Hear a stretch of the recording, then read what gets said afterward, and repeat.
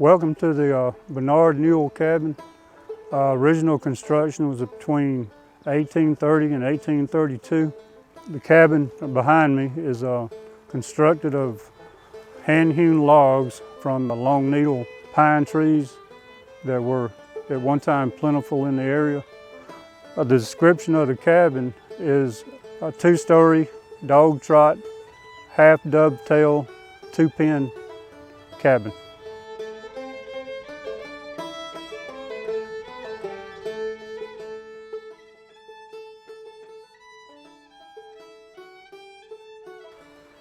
There's a lot of these cabins around, but the one thing that makes this cabin so unique is the fact that it was built by an Indian, and it's the only one that's recorded in the state of Alabama. Anywhere else I know of that's still in existence today. This cabin was originally constructed by William Barnard. He was a half-blood Creek Scottish gentleman. His family, some parts of his family was pretty famous. His grandfather come here from England. He was probably born in Scotland, but he come here from England with the British Army and settled in Savannah, Georgia, where his family was allotted a piece of land on Wilmington Island. And they had several children. Him and his wife had several children, and one of those was Timothy Barnard. Timothy Barnard,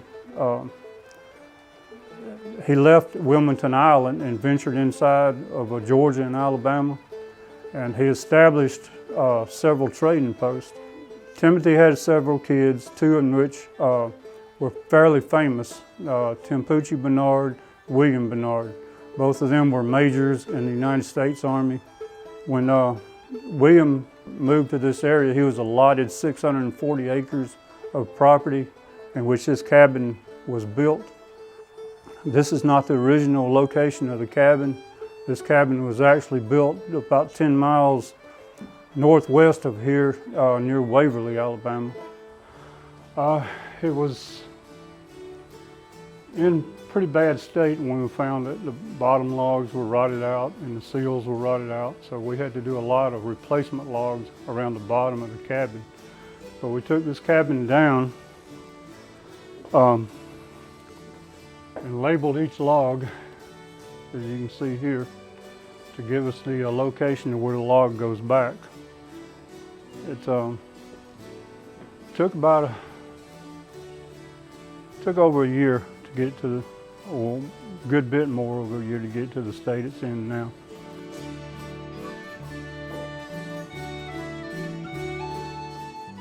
Where I'm standing now is the part that gives this cabin its name. It's called a dog-trot. It's a two-pen dog-trot cabin. Each side, the rooms are actually called pens, but they're actually rooms. But this is a part of the cabin where the family would probably sit during the hot summer nights and days, because this is like a breezeway where the air just naturally flows through. This might have been a place where they'd sleep at night instead of being inside where it's so hot. The room I'm standing in right now is one of the many bedrooms in this cabin. This cabin actually has 5 bedrooms, 3 of them upstairs. Some of the things in this room is this bed. This bed is a little different from what you see nowadays. It doesn't have any slats. It has ropes that have to be tightened. There's an old saying that comes from this bed. If you ever heard anybody say, "Sleep tight, don't let the bed bugs bite," that saying comes from this bed because the ropes have to be tightened because they get loose. The mattresses have to be emptied every now and then because eggs are in the bag and they'll hatch out, and then you have bed bugs and they start biting you, so they have to be dumped and every once in a while and restuffed. But that's where that saying, "Sleep tight, don't let the bed bugs bite," comes from. Okay. This room was also a bedroom. I have it set up like a kitchen and dining room, but this cabin itself would not have a kitchen. The kitchen was located off the cabin, and the reason for that was when they're cooking during the summertime, it wouldn't get the cabin all hot, and also if there was a fire, it would keep the cabin from catching on fire. One of Things you might have found in this cabin at the time was a flintlock. This was a trade item they traded deerskins for, and one of their prize items that ensured them a good hunt. You see these bags? These bags were made by the women. These are all hand-twined bags. The purpose of these bags was not for the women to carry, but for the men to carry and the women, because your clothing did not have pockets at the time. This was actually considered a pocket. But this took a long time. All this is hand-twined, and you don't just sit down in one day and finish it. Some of the things that you find around the cabin. This is one of those things. This was in every cabin or Creek Indian home there was. And these are called stickball sticks. These sticks used a little small ball. It was actually a rock wrapped in deer hide that formed the ball. The object of the game was to get the ball and hit the goal at the other end. But in order to do that, everybody out there was trying to knock you down, and they were hitting you with their sticks. The women were throwing rocks at you if they didn't like the way you played. The French in this area in Canada, when they came through, they seen the Indians playing this game.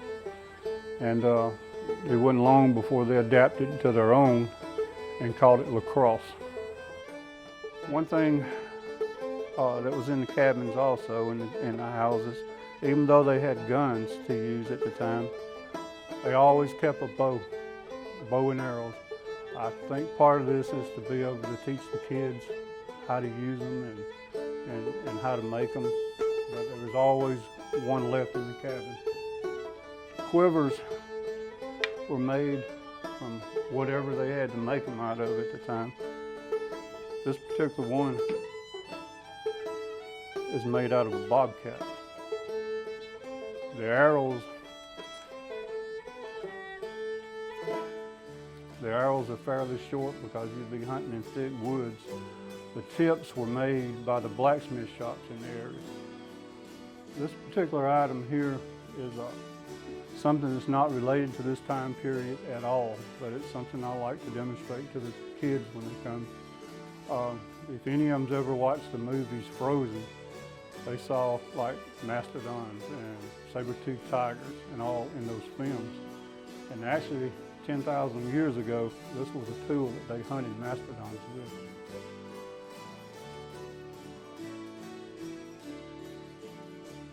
As I mentioned before, Timothy Barnard owned a lot of trading posts in Georgia and Alabama. Trading posts, you think of them just like a store where you go to buy something or whatever, but they played a real important role in the Southeast. In Europe, the latest fad, like you have a fad here, the latest fad was soft gloves and other garments made from deer skins. So they really wanted to buy as many deer skins as they possibly could. So the Indians in the area, up until the point where the trading posts had come in, had made everything they had from nature. Everything was pretty much from nature. So when the trading posts come in and they seen all this nice cloth, jewelry, guns, axes, everything they couldn't make from nature, that is something they really wanted. So every year, creek hunters would go out and set up hunting camps, and pretty far away from their towns at the time, and they'd take their whole families. And they would hunt deer for about 4 months out of the year. The reason this is so important is each hunter, each creek hunter, one individual hunter, could kill as much as 200 deer at a time. This made a big impact on the deer population in Alabama and Georgia and everywhere else, to where during the period of time that this cabin was built, there was almost no deer left in Alabama. So the important part of it is the Indians got dependent on these trade goods, all the things they want, all the nice things they wanted for their family and their farms that they couldn't go back to the old way of living. A lot of the Red Stick Creeks or the Upper Creeks wanted to go back to the old ways of living, and the others, such as the lower creeks, which William, Barnard, and all belonged to, they knew that farming was the only way to go. It's the only way they could survive. So actually this Civil War that they had between the creeks was pretty much fueled by the deerskin trade.